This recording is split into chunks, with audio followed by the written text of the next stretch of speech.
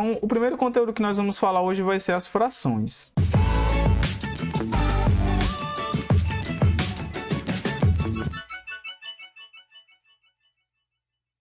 Né? Então, nós vamos ver o que é uma fração, como traduzir a fração, né, um texto em forma de fração, né?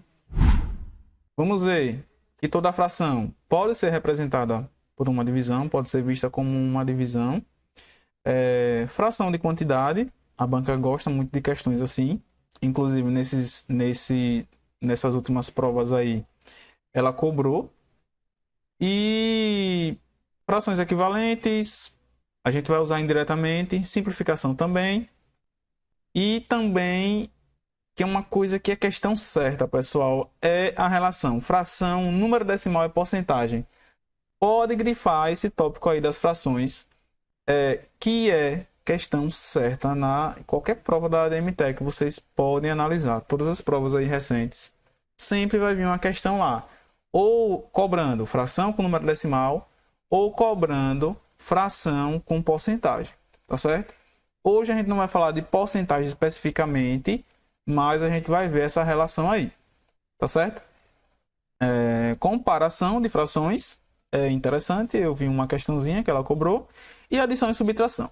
Beleza, então aí o que que acontece, né? Aqui nós vamos falar de todos esses tópicos, vai ter alguns que serão mais importantes e outros nem tanto, né? Mas é como eu falei, olha, a relação entre fração e número decimal, fração como divisão, fração e porcentagem, a banca gosta de cobrar bastante, tá certo? Então vamos ficar atentos a esses detalhes aí. Então veja só falando da fração, o que é uma fração? Uma fração é todo número nesse formato aqui, né? Por exemplo, 2 sobre 3.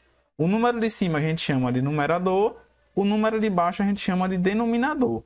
E aí, pessoal, o que é que vocês vão fazer? O denominador, que é o número que está embaixo, ele vai estar sempre se referindo ao total, tá certo?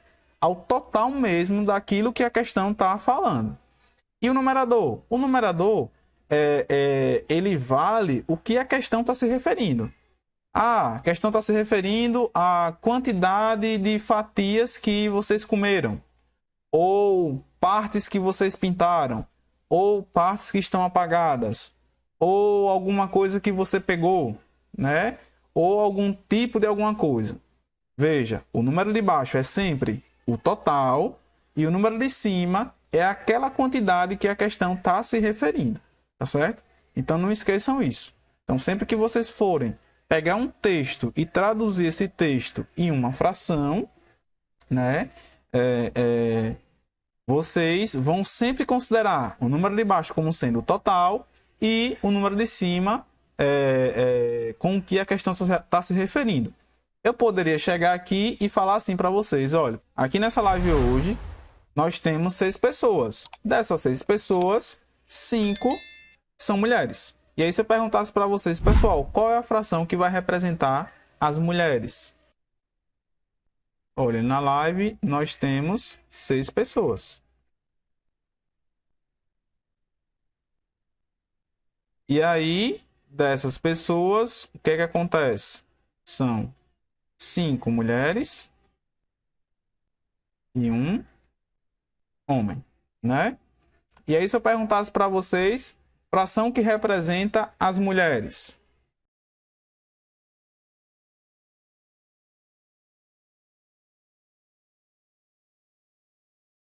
Eu acho que é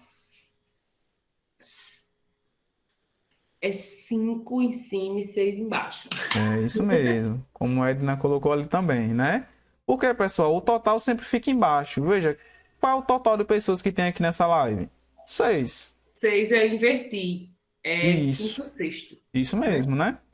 Porque tem 6 pessoas na live. Dessas 6, quantas são mulheres? 5, né? Então, se a questão perguntasse, represente as mulheres em forma de fração. Nesse contexto, seria 5, né? Sextos. E os homens? Seria qual fração? Um sexto. 1 sexto, entendeu? A gente nunca altera o total, tá certo? O total a gente nunca altera.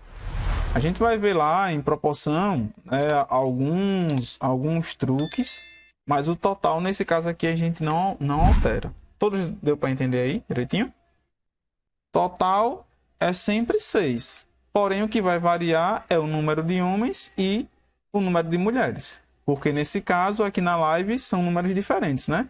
Se fossem números iguais, aí poderia até coincidir. 5 sextos, 5 sextos. Mas, como só tem um homem, então fica 1 dá 6. E a gente poderia até ler assim essa fração, né? 1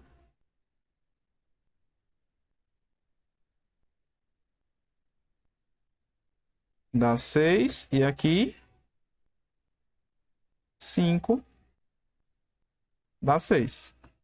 Né? Porque é como se a gente estivesse perguntando: quantas mulheres tem na live? 5 dá 6. Quantos homens tem na live? 1 dá 6. Né?